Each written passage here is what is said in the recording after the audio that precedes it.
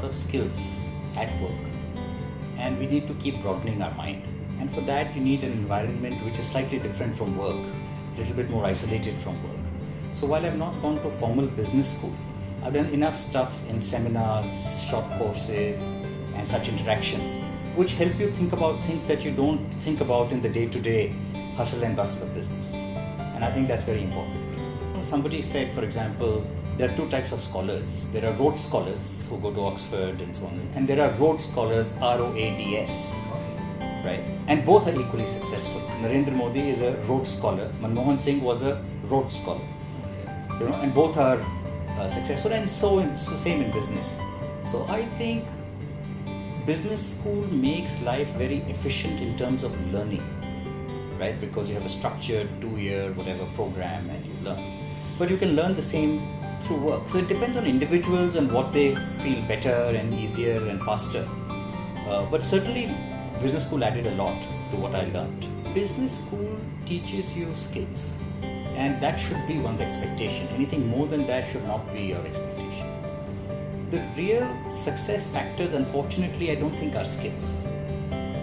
The differentiating factors are temperament, passion, judgment, and things like that. Those are acquired only through experience. So you've heard of the 10,000 hours rule that people say to excel in anything. That comes from this. You don't develop those skills simply by learning, reading a book, or going to a business school.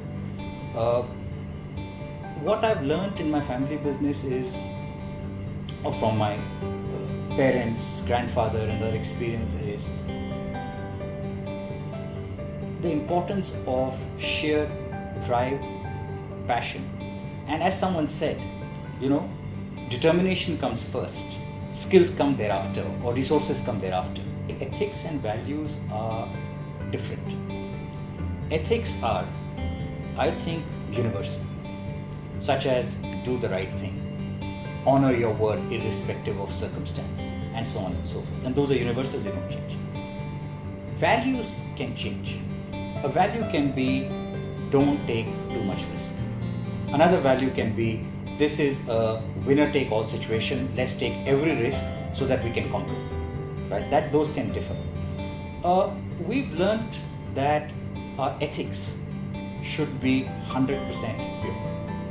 Okay? People should be able to do and want to do repeat business with us without blinking an eye. And that's the test. Google did research on what makes their best executives. It is not domain knowledge, it is not personality, it is not any other skill, but it is cognitive breadth, it is teamwork, and it is perseverance. And they found those three to be distinguishing factors. And I've learned this, I've seen this in academic research, I've seen this in real life, and my interactions at Columbia have only reinforced this. If you look at the skills that are being taught today, when we were in business school, I don't think the word emotional intelligence was invented. And if you spoke about emotional intelligence, people would say some loosey-goosey nonsense. Today, it's a core part of almost every curriculum that I've seen. Secondly, I think if you see where recruitment is coming from. So when I was in business school, finance was a big recruitment area. Big marketing companies were big recruitment companies. Today, if you look at it, disproportionate share of people are going into entrepreneurship. They're going into technology. So the standard operating procedures that you get in a large company, you don't have to rely on, you cannot rely on anymore. Right? So these kids are learning things, how to do things on the fly, how to do things quickly, rather than depending on standard operating procedures of a large company, which unfortunately during our time, we didn't learn as much. The World Economic Forum did a good analysis of the skills required for the future, and I have this in front of me. So they think of things like judgment, complex problem solving, negotiation, empathy as being the key skills to lead large teams. Okay? They don't think of finance or marketing or strategy or operations as key skills. In India, looking back, good operations was a very strong winning variable.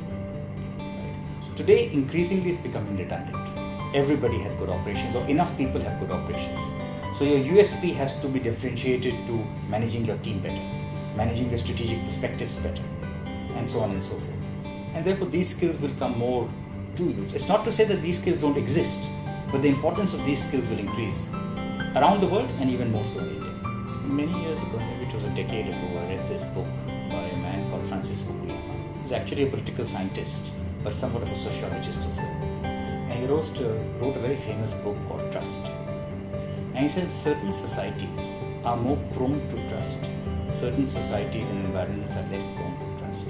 And if you have to build large organizations, one of the key distinguishing factors over many generations is trust.